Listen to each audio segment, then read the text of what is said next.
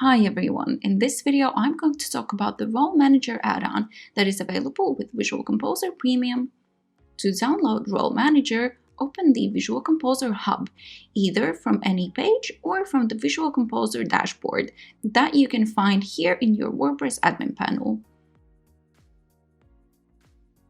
Just locate the Add-ons tab and find the Role Manager.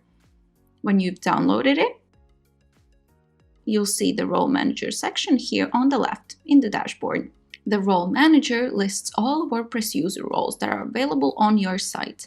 The first user roles listed will be the default WordPress user roles, followed by other roles that are defined by other plugins or themes. Before you adjust any user role access, there are 3 things you should know. First, the administrator role will have full access to all Visual Composer features. Second, the subscriber role does not have access to any of the Visual Composer features.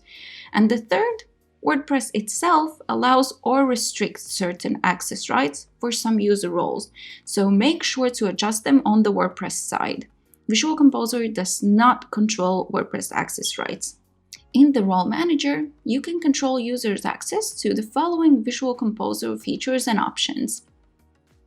The option to restrict Visual Composer for specific post types, access to the Visual Composer dashboard, Visual Composer Hub access, where you can restrict access to each tab of the hub, access to the settings in the front-end editor, and access to the content window with elements and templates.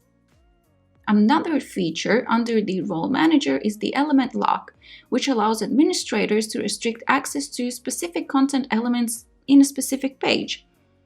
I'll leave a tutorial about it at the top of the video so you can learn more. And that's it for the Role Manager. Don't forget to save if you make any changes. Thank you all for watching and see you on the next one.